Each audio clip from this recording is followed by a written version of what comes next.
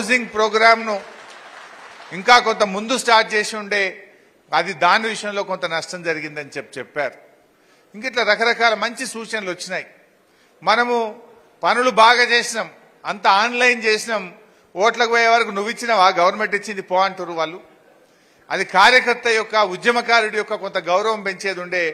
5 లక్షల రైతు బీమా వస్తే చక్కగా పోయి బ్యాంకులో పడ్డది, ఆ ఇచ్చిన పేరు మనది లేదు.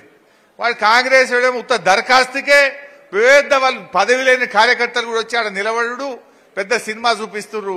మనం 5 లక్షలు చెక్ ఇస్తే కూడా కనీసం చెప్పుకోలేదు, అది చక్కగా పోయి బ్యాంకులో పడు, ఫోన్లు మోగుడు. రైతు బంధు 16,000 కోట్లు ఏడాదికి ఇస్తే అది కార్యకర్తకు తెలియదు, ఎవరికి తెలియదు, సీదా ఆడ కట్టుకొత్తుడు, ఇక్కడ బ్యాంకులో పడు, ఫోన్లు మోగుడు. అంటే మనం చేసింది కూడా కొంత చెప్పుకోలేకపోయినాం. అది కార్యకర్తల ద్వారా జరిగేదే. అదే కార్యకర్తలు రేపు ఓట్లప్పుడు అన్నా నేను నీకు రైతు బంధు ఇప్పియలేదా, నీకు రైతు బీమా ఇప్పియలేదా, నేను సీఎంఆర్ఎఫ్ ఇప్పియలేదా అని స్వతంత్రంగా మన ప్రభుత్వానికి మేలు చేసేవాళ్ళు మనం అది చేసుకోలేకపోయినామని కూడా కొంతమంది కార్యకర్తలు చెప్పారు. సరే, మనకేమో కష్టపడి తెచ్చుకున్న తెలంగాణ, పోరాటాలు చేసి తెచ్చుకున్న తెలంగాణ, ప్రజల ఆకాంక్షలు నెరవేర్చాలని తన్లాడి తొందరగా పనుల మీద దృష్టి పెట్టినాం కొద్దిగా. నిజంగా తెలంగాణ రాకముందు కరెంట్ ఏంది, ఇవాళ కరెంట్ ఏంది, తెలంగాణ రాకముందు మంచినీళ్ళేంది, ఇవాళ ఈ రాష్ట్రంలో మంచినీళ్ళేంది, ఆనాడు సాగునీరేంది, ఇవాళ సాగునీరేంది, ఆనాడు పండిన పంటల పరిస్థితి ఏంది, ఇవాళ పండుతున్న పంటల పరిస్థితి ఏంది, ఎన్ని చేసుకున్నాం. కానీ ఏంటంటే అబద్ధాలు ప్రచారం చేసింది. ఇలా కాంగ్రెస్ పార్టీ తీరెట్లుందంటే ఆనాడు ప్రచారంలో అబద్ధాలు, నేడు పాలనలో అసహనం. ఎవరన్నా అడిగితే ఏం మాట్లాడుతున్నా వింటున్నారు కదా. ఆనాడు ప్రచారంలోనేమో అన్ని గోబల్స్ ప్రచారం చేసిండ్రు, ఒక్కటి కాదుగా ఏది మాట్లాడినా అబద్ధాలే. మొన్న అసెంబ్లీలో ఒకటి పట్టుకున్నా నేను ఉదాహరణకు. ఏమయ్యా మీరు ప్రగతి భవన్లో 150 బెడ్రూమ్లు ఉన్నాయంటివి, స్విమ్మింగ్ పూల్ ఉందన్నదంటివి, ఎందెందో చెప్పిర్రు కదరా భయ్ ఎలక్షన్లల్లా. ఇప్పుడు బట్టి విక్రమార్క గారు నువ్వే పోయి అందులో ఉంటున్నావు కదా, ఎన్ని ఉన్నాయో చెప్పవయ్యా ఇప్పుడు అని అడిగిన. నవ్వుతురు తప్ప లేచి మాట్లాడతలేరు. అంటే అబద్ధాలు చెప్పినామని వాళ్ళకి అర్థమైపోయింది. ఆనాడు దావోస్కు పోతే ఏ దండగా ఇది వేస్ట్ అన్నారు, మళ్ళీ ఇవాళ వాళ్ళే మనకంటే ముందుకిరు దావోస్కు. ఒక ఇండస్ట్రీస్ మినిస్టరే కాదు, ముఖ్యమంత్రి కూడా పోయిండు దావోస్కు. ఆనాడేమో మనం పోయి పెట్టుబడులు తెస్తే ఇదంతా ప్రచారం దండగా అన్నారు. మరి ఇప్పుడు మీరు చేస్తున్నది ఏంది, దండగనా మరి? అంటే ఇట్లా అనేక రకాల అబద్ధాలు చెప్పి వాళ్ళు అధికారంలోకి వచ్చారు. బట్ ఏది ఏమైనా నిజం నిలకడ మీద తెలుస్తుంది.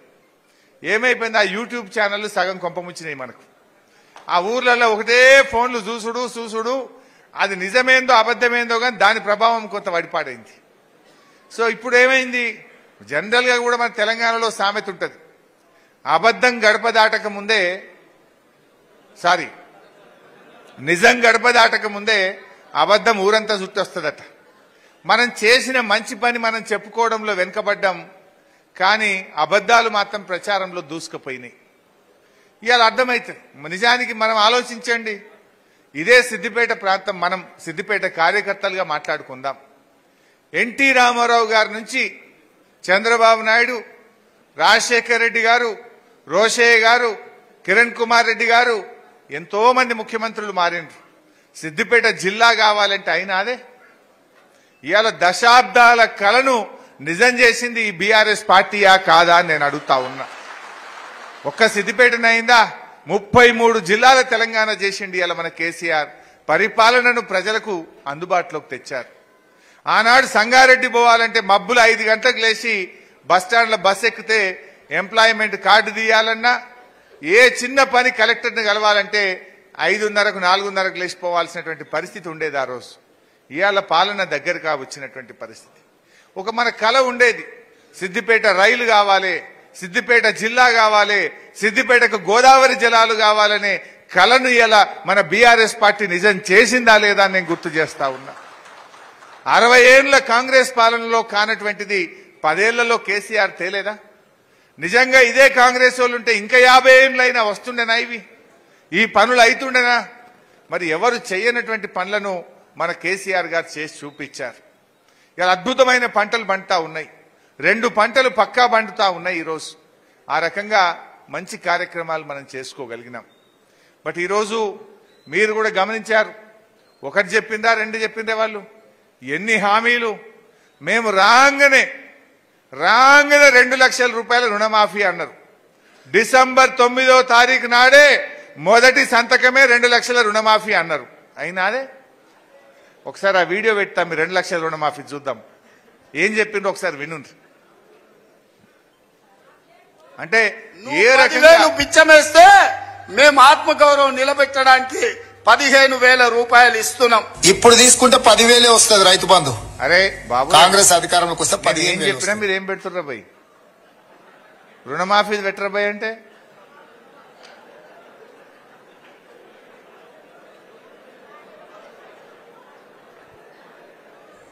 ఇవాళ రుణమాఫీ చేసిన వాళ్ళందరూ నేను విజ్ఞప్తి చేస్తున్నా, ఎంబడే బ్యాంకు పోయి 2 లక్షలు తెచ్చుకోండి. డిసెంబర్ 9 నాడు నేను రాగానే మాఫీ చేస్తా. నేనేం చెప్తున్నా అంటే, రుణమాఫీ అయిన వాళ్ళందరూ ఎంబడే పోయి మళ్ళీ 2 లక్షల రుణం తెచ్చుకోరి. డిసెంబర్ 9 నాడు నేను అవి మాఫీ చేస్తా. కాబట్టి రైతులందరికీ నేను విజ్ఞప్తి చేస్తున్నా, ఎంబడే పోయి బ్యాంకు పోయి లోన్లు తెచ్చుకోరి. వచ్చిన ఎంబడే నేను రుణమాఫీ చేస్తా. డిసెంబర్ 9 నాడు 2 లక్షల రుణమాఫీ చేస్తా అన్నాడే. మరి ఇలా డిసెంబర్ వాయ, జనవరి పోతుంది, ఇక ఫిబ్రవరిలో పడుతున్నాం. మరి అయిందా? అంటే ఏ రకంగా వాళ్ళు పచ్చి అబద్దాలు ఆడినరు, ప్రజల్ని మోసం చేసింది అనడానికి ఇది ఒక ఉదాహరణ. ఆ రోజు మనం రైతు బంద్ వేస్తాము అని బ్యాంకులో చెప్పినాం, మనం ప్రచారంలో చెప్పినాం. యాసంగి పంట రైతు బంధు పడుతుందంటే పోయినరు, ఎన్నికల కమిషన్ కంప్లైంట్ ఇచ్చి అది ఆపిండ్రు. రైతు బంద్ వేస్తామంటున్న వీళ్ళు ఆపాలని ఆపిండ్రు. ఆపుడే కాదు, ఇంకో మాట అన్నారు, ఏగో ఇప్పుడు వస్తే 10,000, మేము వచ్చినాక అయితే 15,000 వస్తాయి, మీకు ఎక్కువ పైసలు వస్తాయి అని మాట్లాడినరా లేదా? మరి పడ్డాయే 15,000? ఆ 15 దిక్కు లేదు, పడే 10 చక్కగా పడతలేవు. మన కేసీఆర్ ఉండగా కట్టుకొత్తుతే పొద్దుగా లేసే వరకు సగం ఊరంతా ఫోన్లు మోగుతుండే ఒకటే నాడు మొగలే. ఇవాళ ఏమైంది? ఆ 10,000 పడ్డాయా? ఒక్కసారి చూడండి ఏమన్నారు ఆ రోజు ఏమన్నారు? 10 కాదు 15 ఇస్తాము అన్నారు. 15,000 రూపాయలు ఇస్తున్నాం. ఇప్పుడు తీసుకుంటే 10,000 వస్తుంది రైతు బంధు. కాంగ్రెస్ అధికారంలోకి వస్తే 15,000 వస్తుంది. రైతు బంధు ఎత్తలేడు రేవంత్ రెడ్డి గారు. ఏమంటారు? చెప్పు తీసుకొని కొడతా ఇంకేవడన్నా మళ్ళా మాట అంటే ఈయన కాదు, కోమటిరెడ్డి వెంకటరెడ్డి కూడా అన్నాడు. అది ఉన్నా, అది రైతు బంధు పడతలేదు అని అడిగితే ఎంత అసహనం అంటే, రైతు బంధు ఆడతావురాను, నేను చెప్పుతో కొడతా అంటుండు. ఇప్పుడు ఎవరిని కొట్టాలనో ప్రజలు చెప్తారు 4 రోజులు అయితే.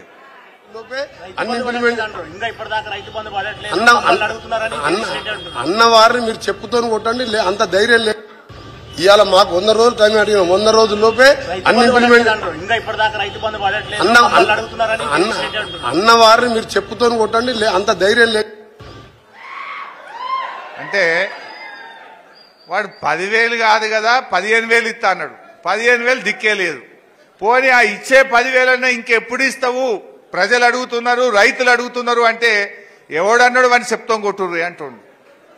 ఇంకో మంత్రి ఉన్నది రైతు బంధు, నేను మాట్లాడకూడదు, మా అక్క చెల్లెళ్ళు ఉన్నారు, కానీ ఇంకొక మంత్రి ఉన్నది, రైతు బంధు రాలేదు అంటే అని అడుగుతున్నారంటే గంత ఉత్సాహతలేదా అని మాట్లాడింది ఇంకొక మంత్రి. ఇగో ఇది కాంగ్రెస్ వాళ్ళ చరిత్ర. వాళ్ళ పరిపాలన ఎట్లుందంటే, రైతు బంధు విషయంలో 15,000 కాదు కదా ఇచ్చే 10,000 కూడా ఇవ్వకపోగా ఒక అహంకారంతో మాట్లాడుతున్నారు.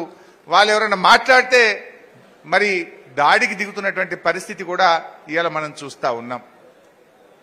అదేవిధంగా ఆసరా పెన్షన్ కేసీఆర్ ఉండగా 1,200ని 2,000 చేసిండు. మనం మొదలు గెలవగానే 200 1000 అన్నాం, 5 అంతలు పెంచినాం, 1000 రూపాయలు ఇచ్చినాం.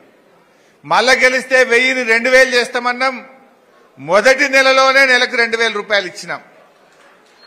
మరి ఈరోజు 10 ఏళ్ల కేసీఆర్ పాలనలో 200 ఉన్న పెన్షన్ 2,000 అయింది. అంటే 10 అంతలు పెంచిండు పెన్షన్ కేసీఆర్ గారు. 10 అంతలు 10 టైమ్స్ 200 కాస్త 2,000 చేసిండు 10 ఏళ్లలో కేసీఆర్. కానీ ఇదే కాంగ్రెస్ వాళ్ళు మేము 4,000 చేస్తాము అన్నారు. డబులే, 10 అంతలు కాదు, 2,000 4,000 అంటే డబులే కదా. పోనీ ఆ డబుల్ కూడా ఏమన్నారు ఆ రోజు? అవ్వ ఇప్పుడు నీకు పెన్షన్ ఎంత వస్తుందంటే 2,000 వస్తుంది అన్నది ఒక అవ్వ. ఇగో మళ్ళా నెల మేము వస్తున్నాం, రాగానే 4,000 ఇస్తాము అన్నారు. ఒకసారి చూడండి ఆ మాటలు కూడా. ఇప్పుడు పెన్షన్ తీసుకుంటే 2,000 వస్తుంది, కానీ ఒక్క నెల వాయిదా పడ్డదంటే వచ్చే నెల మేము 4,000 ఇస్తాం. ఇప్పుడు పెన్షన్ తీసుకుంటే 2,000 వస్తుంది, కానీ ఒక్క నెల వాయిదా పడ్డదంటే వచ్చే నెల మేము 4,000 ఇస్తాం. వచ్చినా అదే ఎవరికన్నా వచ్చిందా? ఎవరికన్నా వచ్చిందా? అంటే ఎన్ని అబద్ధాలు మీరు ఒక్కసారి చూడండి. కరెంటు బిల్లులు ఏమన్నారు? రాజక్క కూసో, ఓ రాజక్క కూర్చో, లేవ కూర్చో అమ్మ, కుర్చీ రాములమ్మ కుర్చీ అడ్జస్ట్ చేసుకో. ఒకరు మగోళ్ళు లేచి అక్కకు చేయి. రైట్. అయితే కరెంటు బిల్లులు ఏం మాట్లాడింది ఆ రోజు?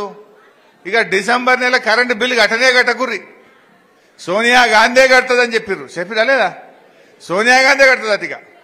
ఇక కోమటిరెడ్డి వెంకటరెడ్డి అయితే ఎవడన్నా కరెంటు బిల్లు అడిగిండు అనుకో, నా పేరు చెప్పుండ్రి అన్నాడు. ఇప్పుడు ఈ నెల ఎవరికి పంపుదాం మరి మనం? అది కూడా ఒక్కసారి చూడుండ్రి. మా అక్కలకు కరెంటు బిల్లు నుంచి విముక్తి కలిగేనికే వచ్చే నెల బిల్లు కట్టక 200 యూనిట్లు ఉచితంగా మీ ఇంటి బిల్లు, మీ ఇంటి కరెంటు బిల్లు సోనియమ్మ కడుతుంది 200 యూనిట్ల వరకు. వచ్చే నెల ఎవరు పేదోళ్ళు మీ బస్తీల కరెంటు బిల్లు కట్టాల్సిన పని లేదు. ప్రతి పేదవాడి ఇంటికి ప్రతి నెల 200 యూనిట్లు ఉచితంగా కరెంటు మీకు ఇచ్చేటట్టు వచ్చే నెల మా అక్కలకు మా పెద్దమ్మలందరికీ నేను చెప్తున్నా, వచ్చే నెల నుంచి ఇంటి కరెంటు బిల్లు కట్టాల్సిన పని లేదు. మీ కరెంటు బిల్లు కాంగ్రెస్ పార్టీ కట్టది. ₹1 కూడా కరెంటు మీకు కట్టాల్సిన పనే లేదు. టీవీ పెట్టుకోవచ్చు, ఫ్యాన్ వేసుకోవచ్చు, మంచిగా బాజాప్తా కరెంటు బిల్లు లేకుండా మీరు గృహలక్ష్మి పథకం కింద మీకు కరెంటు బిల్లు వస్తుంది. పేదవాడి నెలకు 200 యూనిట్ల వరకు ఈ నెల కూడా నవంబర్ నెల బిల్లు కట్టకండి. వచ్చే నెల ఫస్ట్ బిల్లు వస్తుంది, 3వ తారీఖు రిజల్ట్ వస్తుంది, 9కి మన గవర్నమెంట్. అయినా సరే 40 బిల్లు, ఈ నవంబర్ బిల్లు ఎవరు కట్టొద్దు. ఏమైనా వస్తే వెంకటరెడ్డి గారు చెప్పిండు కట్టొద్దని చెప్పి మీ బాధ ఆప్తా చెప్పండి. ఈ నెల బిల్లు కూడా రద్దు చేస్తున్నాం మేము. ఇక మీరు కూడా వెంకటరెడ్డికి చెప్పురు. ఇక అయితే సోనియా గాంధీకి పోస్టులు వేయింది, లేకపోతే వెంకటరెడ్డి పేరు చెప్పురు. ఇక ఎక్కువ మాట్లాడితే వీడియో చూపిరి. అంటే ఈ రకంగా ఒక్కటి కాదు, అట్లా చెప్పుకుంటూ పోతే చాలా ఉంటాయి. మొన్న ముఖ్యమంత్రి గారు మాట్లాడుతూ సెక్రటరియట్ లో లంకె బిందెలు ఉన్నాయి అనుకొని వచ్చిన ఈడ ఖాళీ బిందెలే దొరుకుతున్నాయి అంటుండు. సెక్రటరియట్ లో లంకె బిందెలు ఉంటాయే? లంకె బిందెలు ఎక్కడ దొరుకుతాయి? ఎక్కడ దొరుకుతాయి? పాడుబడ్డ బంగ్లాలలో దొరుకుతాయి, బూత్ బంగ్లాలలో దొరుకుతాయి. మరి ఆయనకు ఆ డౌట్ ఎందుకు వచ్చిందో నాకే తెలియదు. ఇక అంటే దీన్ని బట్టి వాళ్ళు ఏంటంటే వాళ్ళకు కూడా అర్థమైంది, అసలు గెలుతాం అనుకోలే వాళ్ళు. ఏది పడుతుంది 420 హామీలు ఇచ్చారు. ఇప్పుడు ఏమైపోయిందంటే ఆ జ్యేష్ఠట్లు ఏమనో కొత్త రాగం అందుకున్నారు. ఇక అయ్యో అన్ని అప్పులే అయిపోయినాయి, మొత్తం అప్పులు ఉన్నాయి, ఏం అప్పులు, అన్ని అబద్దాలు చెప్పే ప్రయత్నం. రాష్ట్ర ప్రభుత్వం గ్యారంటీ లేని అప్పులను కూడా రాష్ట్ర ప్రభుత్వం అప్పులుగా చెప్పే ప్రయత్నం, ఒక గోబల్స్ ప్రచారం చేసే ప్రయత్నం. మొన్న మరి ఇదే కిరణ్ కుమార్ రెడ్డి ఢిల్లీ పోయి ఆడపోయి నిర్మలా సీతారామన్ కలిసి జర ఇంకో 11,000 కోట్ల అప్పుకు పర్మిషన్ ఇవ్వవా అని దరఖాస్తు పెట్టిండా లేదా? దరఖాస్తు పెట్టిండు, వాళ్ళు పర్మిషన్ ఇచ్చిండ్రు. 11,000 దేనే తెచ్చిండు. ఇప్పుడు 3,000 ఏమో కరెంట్ వాళ్ళు తెచ్చిండ్రు, 11,000 ఏమో వీళ్ళు ఆర్థిక డిపార్ట్మెంట్ తెచ్చింది. అంటే ఇప్పటికీ 14,000 కోట్ల అప్పు చేసిండ్రు 2 నెలల్లో. మననేమో బదనాం చేసే ప్రయత్నం చేసిండ్రు. అంటే ఇదంతా కూడా మీరు గమనిస్తే ఒక స్పష్టత కనబడుతుంది వాళ్ళది. ఎట్లా ఇవి ఎగ్గొట్టాలి అనే ఆలోచనకు ప్రయత్నం చేస్తుండ్రు. ఇప్పుడు నిజంగా మీకు ప్రేమ ఉంటే 100 రోజుల్లో చేస్తామన్నారు కదా. 6 గ్యారంటీలు అంటే ఎన్ని? 13 హామీలు. 6లో 13 ఉన్నాయి. ఆ 13 కాక రుణమాఫీ 9 తారీఖే అన్నారు. అవన్నీ కూడా మరి ఎన్నికల కోడ్ వచ్చేలోపు ఇప్పుడు చేయాలన్నా వద్దా? వాళ్ళు ఏం ప్రయత్నం చేస్తుందంటే ఎన్నికల కోడ్ లోపు 1, 2 చేయాలి, ఇక చేస్తామని ప్రజల్ని మోసం చేయాలి. పార్లమెంట్ ఎన్నికలు అయిపోగానే చేతులు ఎత్తేయడానికి ఇలా వీళ్ళంతా కూడా వ్యూహం బంతా ఉన్నారు. అరే మేము అనుకున్నాం కానీ ఇక్కడ పైసలు లేవు, మేము అనుకున్నాం కానీ మేము చేసేటట్లేము అని వాయిదాలు వేయడానికో తప్పించుకునేటువంటి కుట్రలు ఇలా పార్లమెంట్ ఎన్నికల తర్వాత చెప్పడానికి ఒక పథకం ప్రకారంగా వాళ్ళు ప్రయత్నం చేస్తున్నట్టు కనబడతా ఉంది. ఇదేదో అయిపోయింది, అక్కడేమో అయిపోయింది, ఇలా లంకె బిందెలు దొరకలే, ఖజానా ఖాళీ అయిపోయింది. ఇదంతా దేనికి ప్రచారం చేస్తుండ్రు? నిజంగా నేను అంటున్న కాంగ్రెస్ వాళ్ళకు నమ్మకం ఉంటే ప్రజలకు ఇచ్చిన మాట నిలబెట్టుకోవాలంటే మరి జనవరి 2వ వారంలో ఎలక్షన్ కోడ్ వస్తుంది అంటున్నారు. ఇప్పుడే ఇచ్చే జీవోలు ఏం అడ్డం లేదు కదా. నెలకు 2,500 బ్యాంకులు అయ్యి, నెలకు 4,000 ఆసరా పెన్షన్ ఇయ్యి. ఆసరా పెన్షన్ ఇవ్వడానికి దరఖాస్తులు ఎందుకు? ఆసరా పెన్షన్ 2,000 వచ్చేది లెక్క ఉండనే ఉండే. 2కు బదులు సీదా 4,000 వేయచ్చు కదా. దానికి ఎవరు అడ్డం ఉన్నారు నీకు? ఎందుకు వేస్తలేవు 4,000? 4,000 వేయడానికి దరఖాస్తు కావాలనా? ఏమైనా లెక్క కావాలనా? అంత లెక్క ఉండే, మనుషులుండే, బ్యాంక్ అకౌంట్ నంబర్లు ఉండే. 2కు బదులు చక్కగా 4,000 వేయరాదా? అంటే 4,000 పెన్షన్ అన్నారు, మోసం చేసిండ్రు. 15,000 రైతు బంధు అన్నారు, మోసం చేసిండ్రు. 500 రూపాయలు వడ్లకు బోనస్ ఇస్తాము అన్నారు, బోనస్ మొన్న వానకాలం ఇవ్వకుండా మోసం చేసిండ్రు. 2 లక్షల రుణమాఫీ అన్నారు, మోసం జరిగింది. మెగా డిఎస్సి మొదటి కేబినెట్ లోనే అన్నారు, మోసం చేసిండ్రు. ఇట్లా చెప్పుకుంటూ పోతే అన్ని ఒక గోబల్స్ ప్రచారం చేసిండ్రు. ప్రజలకు గ్యాస్ కూడా ఉన్నది, ఇస్తే కాదు ఒకటో రెండో ఇచ్చేటట్టున్నారు గా చిన్నయి, రేపో మాపో. అయితే 2,500 ఇవ్వాలి కదా చెల్లే. మన రాష్ట్రంలో 18 ఏళ్లు నిండిన వాళ్ళు 1,54,00,000 మంది అక్కా చెల్లెళ్ళు ఉన్నారు. గా 1,54,00,000కు నెలకు 2,500 వెయ్యి వేసి నీ మాటను మీరు చెప్పిన మాట నిలబెట్టుకుంటే మేము కూడా సంతోషపడతాం. మేము కూడా శభాష్ అంటాం నిన్ను. 1,54,00,000 మంది అక్క చెల్లెళ్లకు 2,500 వేస్తే నేను కూడా అయ్యో మంచి పని చేసిండు రేవంత్ రెడ్డి శభాష్ అంట. నేను కూడా మరి ఇచ్చి మాట నిలబెట్టుకో. 2 లక్షల రుణమాఫీ ఈ ఎన్నికల్లోపే, పార్లమెంట్ ఎన్నికల కోడ్ వచ్చే లోపు 2 లక్షల రుణమాఫీ చేసి మాట నిలబెట్టుకోమని నేను డిమాండ్ చేస్తా ఉన్నా. పార్లమెంట్ ఎన్నికల కోడ్ వచ్చే లోపు ఈ నెల పెన్షన్, ఇప్పుడు మనం ఈ జనవరి నెల పెన్షన్ 4,000 రూపాయలు ఇచ్చి మాట నిలబెట్టుకో అని చెప్పి నేను డిమాండ్ చేస్తా ఉన్నా. అవి చేయను, మేము వద్దంటలేం, నువ్వు చెయ్యాలనే కోరుకుంటున్నాం, నువ్వు తొందరగా చేయాలని కోరుకుంటున్నాం, నువ్వు ప్రజలకు ఇచ్చిన మాట నిలబెట్టుకోవాలని కోరుకుంటున్నాం. నిలబెట్టుకోకపోతే ప్రజలే నిర్ణయిస్తారు కదా, జనం నిర్ణయించారా? ఇవాళ మనం రైతు బంధు ఎన్నికల కోసం చెప్పినామా? మనం ఎలక్షన్ల కోసం మేనిఫెస్టోలో చెప్పకపోయినా రైతు బంధు ఇచ్చాం, రైతు బీమా ఇచ్చాం, కళ్యాణ లక్ష్మి ఇచ్చాం, కేసీఆర్ కిట్ ఇచ్చాం. ఇవేవి ఎన్నికల్లో మనం మాట ఇయ్యలే. ఓట్ల ముందు చెప్పలే కళ్యాణ లక్ష్మి ఇస్తామని. వీళ్ళు చెప్పిర్రు తులం బంగారం అన్నారు. ఎడవే బంగారం రాదు బంగారం. మరి మనం ఓట్ల ముందు చెప్పలే కళ్యాణ లక్ష్మి. చెప్పకపోయినా 11 లక్షల పేదింటి ఆడపిల్లల పెళ్లిలకు లక్ష రూపాయలు ఇచ్చాం. మరి నీ తులం బంగారం ఎప్పుడు ఇస్తావు స్టార్ట్ చేయమని అడుగుతా ఉన్నాం మనం. అంటే ఇవన్నీ కూడా ప్రజలు గమనిస్తూ ఉన్నారు. నేను మీకు చెప్పే మాట ఒక్కటే, ఇంకా చాలా ఉన్నాయి. వాళ్ళకి చూస్తామంటే నిరుద్యోగ భృతి ఇస్తాం 4,000 అన్నారా లేదా? మొన్న నేను అసెంబ్లీలో అడిగిన నిరుద్యోగ భృతి ఎప్పటి నుంచి ఇస్తారు అంటే మేము ఎక్కడ చెప్పినాం, మేము చెప్పలేదు అంటున్నాను.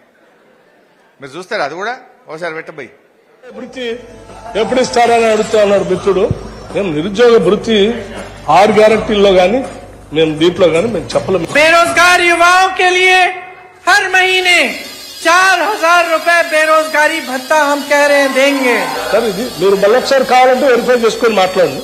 बेरोजगार युवाओं के लिए हर महीने 4,000 रुपए बेरोजगारी भत्ता हम कह रहे हैं देंगे.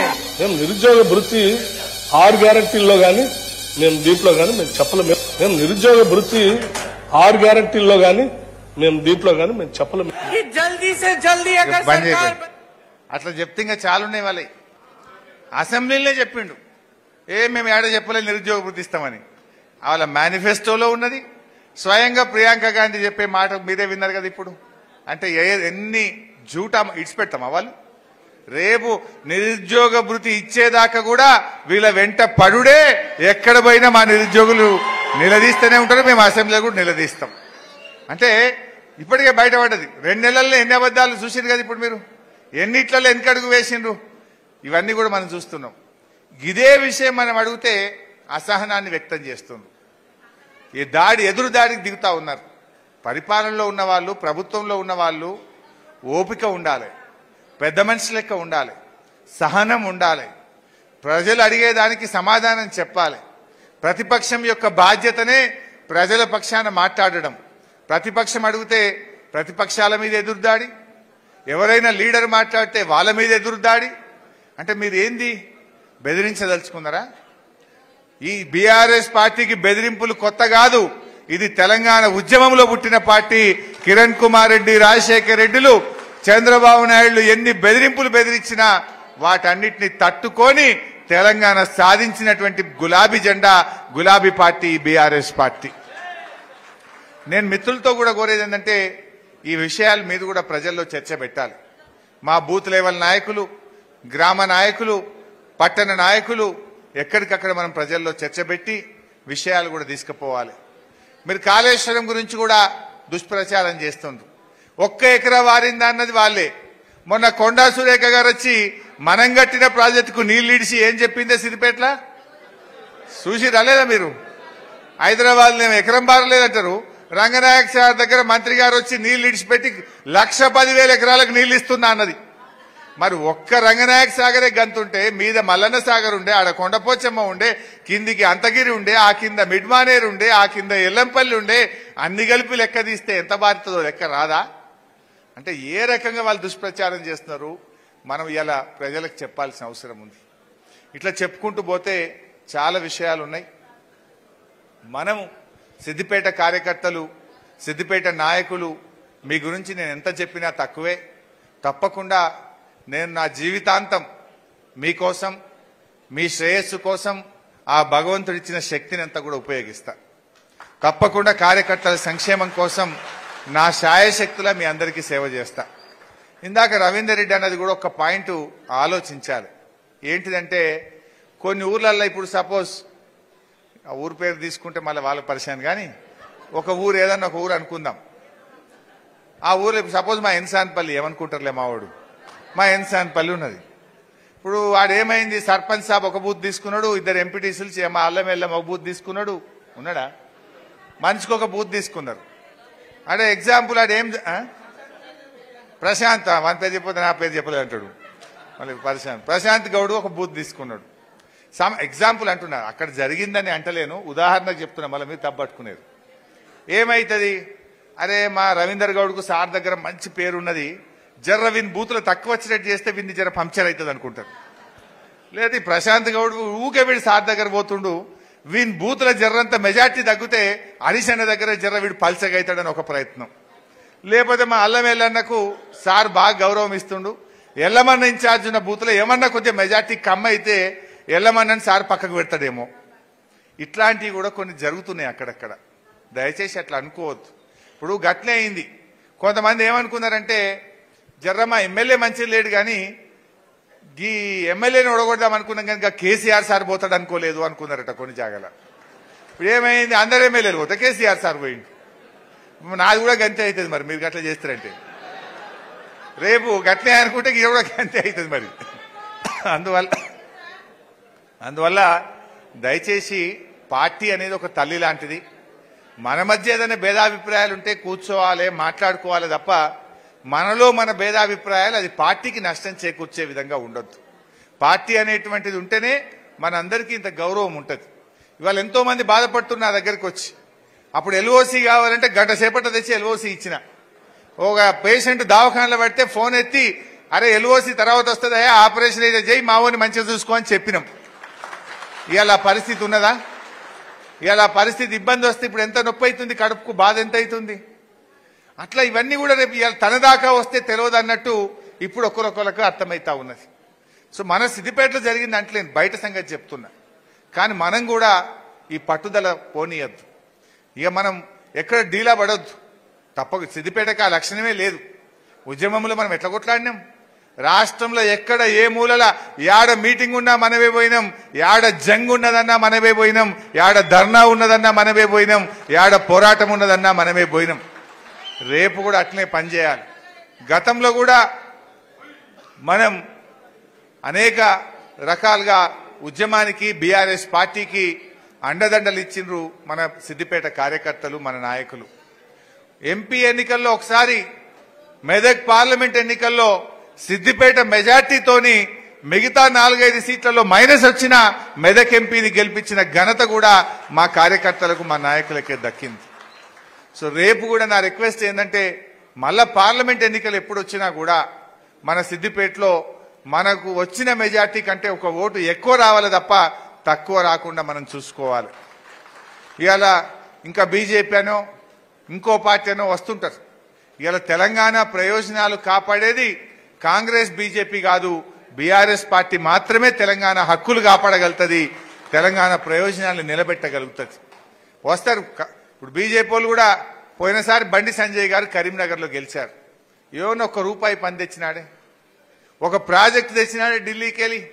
కరీంనగర్కి ఆయన చేసిన మేలు ఏమన్నా ఉన్నదా అంటే వాళ్ళు మాటలు చెప్తారు తప్ప చేతల్లో ప్రజలకు చేయగలిగేది ఏమి ఉండదు. అందువల్ల మనం కూడా కాంగ్రెస్ బీజేపీల సెంటిమెంట్లో ఇవేవో మనం పట్టించుకోవద్దు. గల్లీలు ఎవడున్నా ఢిల్లీలు ఎవడున్నా మా ఎంపీ మాత్రం మా కోసం కష్టపడేటోడు, మా కోసం కొట్లాడేటోడు, తెలంగాణ గొంతు వినిపించేటోడే మన ఎంపీ ఉండాలి అనే విధంగా కూడా మనం గట్టిగా పనిచేసుకోవాల్సిన అవసరం ఉంది. ఇవాళ వీళ్ళు మేనిఫెస్టో అమలు చేయించాలంటే మనం గట్టిగా ఎంపీలు గెలిస్తేనే కదా వీళ్ళ మెడలు వంచి గట్టిగా అమలు చేసే విధంగా మనం పోరాడగలుగుతాం, వీళ్ళని గట్టిగా అడగలుగుతాం. ఇవాళ వాళ్ళకు కూడా గుణపాఠం చెప్పొద్దా? మీరు 9 తారీఖే 2 లక్షల రుణమాఫీ అన్నావు, చెయ్యలేదు గనుకనే ఎంపీ ఎన్నికల్లో కాంగ్రెస్ పార్టీని ఓడగొట్టినము. నువ్వు రాగానే 4000 పింఛన్ ఇస్తా అన్నావు, నువ్వు ఇయ్యలేదు గనుకనే ఈ ఎంపీ ఎన్నికల్లో కాంగ్రెస్ పార్టీని ఓడగొడుతున్నాము. వడ్లు అమ్ముకోకుండ్రి, మేము రాగానే బోనస్ ఇస్తా అన్నావు, కానీ వడ్లకు నువ్వు బోనస్ ఇవ్వలేదు గనుకనే నిన్ను ఓడగొడుతున్నాము అనే విధంగా మనం కాంగ్రెస్ పార్టీకి చెప్పకపోతే, చురుకు అంటియకపోతే రేపు ఇవి అమలు అయితాయా? ఈ విషయం మనం ప్రజలకు చెప్పాలి. నువ్వు 15,000 రైతు బంధు అన్నావు, నువ్వు ఇయ్యలేదు కనుకనే నేను ఓడగొడుతున్నాం బిడ్డ, ఇప్పటికైనా ఇయ్యమని చెప్పి మనం వాళ్ళకు చురుకు అంటియాలి. ప్రజాస్వామ్యంలో పార్టీలకు ఎప్పుడు తెలుస్తాయి?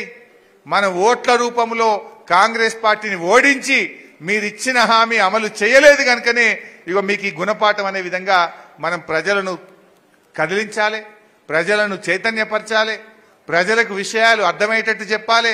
అద్భుతంగా మళ్ళీ మనం ఎంపీ ఎన్నికల్లో పార్టీ ఎవరిని నిర్ణయించినా మంచి మెజార్టీతో మనం గెలిపించడం కోసం అందరం కూడా కృషి చేయాల్సిన అవసరం ఉంది. దయచేసి ఇది ఎంపీ ఎన్నిక హరీష్ అన్నది కాదు, మనది కాదు అని అనుకోవద్దు. ఎంపీ మనోడైతే సంవత్సరానికి 5 కోట్ల ఎంపీ ఫండ్ ఉండదా? మన కోసం రేపు సిద్దిపేట నుంచి బెంగళూరు రైలు వేయాలంటున్నాం, సిద్దిపేటకి వెళ్ళి తిరుపతి రైలు వేయాలంటున్నాం. మన ఎంపీ ఉంటే గట్టిగా కొట్లాడి వేయిస్తాడా వేయించడా? అందువల్ల మన సిద్దిపేట మీద ప్రేమ మన గులాబీ జెండాలకు ఉంటుంది, ఈ మెదక్ ఎంపీ మీద ఉంటుంది తప్ప ఇంకెవరికో ఉండదు. అందువల్ల కార్యకర్తలు నాయకులు జాగ్రత్తగా అందరం కూడా కలిసి పనిచేద్దాం. రేపు స్థానిక సంస్థల ఎన్నికలు వచ్చినప్పుడు మీకు రేపు కౌన్సిలర్లుగా, సర్పంచులుగా, ఎంపీటీసీలుగా, జడ్పీటీసీలుగా మీరు నిలబడ్డప్పుడు కూడా నేను మీకోసం ప్రతి గ్రామం తిరుగుతా, మిమ్మల్ని అందరినీ కూడా కష్టపడ్డ వాళ్ళని గెలిపించుకుంటా అని చెప్పి మనం చేస్తా ఉన్నాం. పోయినసారి కౌన్సిలర్ ఎన్నికలు వస్తే గల్లీ తిరిగిన సిద్దిపేటలో మా కౌన్సిలర్ల కోసం గల్లీ తిరిగి అద్భుతంగా కష్టపడ్డ కౌన్సిలర్లందరినీ పోయినసారి మేము గెలిపించుకున్నాం. అట్లే రేపు మీ ఎంపీటీసీ, సర్పంచ్ ఎన్నికల్లో కూడా మీకోసం కష్టపడతాం, తప్పకుండా కార్యకర్తల్ని కాపాడుకుంటామని చెప్పి కూడా మనం చేస్తా ఉన్నాం. జర విద్యార్థి విభాగం, యోజన విభాగం తమ్ముళ్ళు బాగా పనిచేస్తున్నారు. సోషల్ మీడియాలో యాక్టివ్గా ఉండండి, వాళ్ళ దుష్ప్రచారాలను గట్టిగా తిప్పికొట్టే విధంగా విద్యార్థి యోజన విభాగాలు మరింత క్రియాశీలకంగా పనిచేయాలని చెప్పి కూడా నేను మీ అందరినీ కోరుతా ఉన్నా. మా తమ్ముడు సాయిరాం మాట్లాడుతూ మొన్న ఎన్నికల్లో హైయెస్ట్ మెజార్టీ ఇచ్చిన బూతులను నువ్వు టూర్ పంపిస్తానో జల్దీ పంపించాలని అడిగిండు.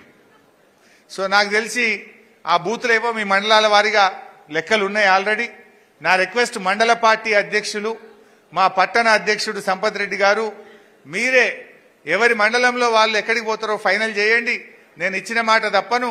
హైయెస్ట్ మెజార్టీ వచ్చిన 1, 2, 3 హైయెస్ట్ మెజార్టీ ఇచ్చిన 1, 2, 3 బూతులు ఏవైతున్నాయో ఆ బూత్ సభ్యులు వాళ్ళు మీరు ఎక్కడికి పోతారో, తిరుపతి పోతారా, శ్రీశైలం పోతారా, మరి ఎక్కడికి పోతారో మీరు కాదా?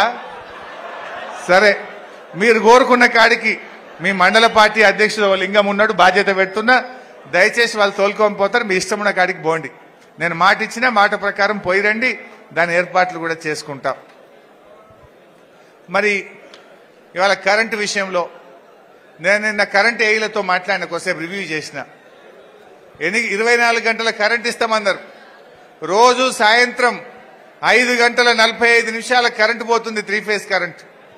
5:30 పావుదక్కారుకు పోతుంది.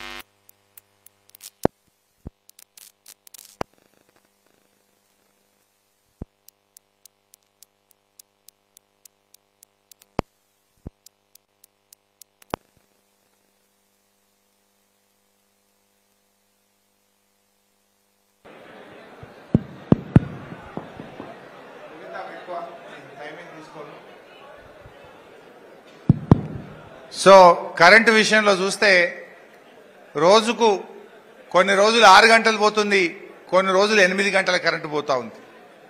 రాత్రిపూట 6 గంటలు తీసేస్తుండ్రు, పొద్దున పూట 2 గంటలు కరెంట్ తీసేస్తా ఉండ్రు రైతులకు, వ్యవసాయానికి. కొన్ని నెలలో 10 రోజులు పొద్దున పూట కూడా తీసేస్తుందని చెప్పి చెప్తా ఉన్నారు. పొద్దున 6 నుంచి 8 దాకా 2 గంటలు పోతుంది, సాయంత్రం 6:15 నుంచి 11, 11:30 దాకా సాయంత్రం కూడా పోతా ఉంది. చెప్తున్నదేమో 24 గంటలు, ఇస్తున్నదేమో ఇలా 14, 16 గంటలే ఇస్తున్నటువంటి పరిస్థితి ఉన్నది. అంటే ఈ రకంగా విద్యుత్ విషయంలో కూడా ఇలా మార్పు కనబడుతుంది. మార్పు అంటే 24 గంటల కరెంటు పోయి 14 గంటలు 16 గంటలకు మార్పు కనబడతా ఉంది. ఎరువుల కొరత మళ్ళీ చెప్పులు లైన్లో పెట్టే విధంగా అక్కడక్కడ ఎరువుల కొరత కూడా రాష్ట్రంలో మనం చూస్తా ఉన్నాం. అక్కడ ఈరోజు మార్పు కనబడతా ఉంది. ఇవన్నీ విషయాలు ప్రజలు గమనిస్తా ఉన్నారు. మా కళాకారులు కూడా బాగా కష్టపడ్డారు.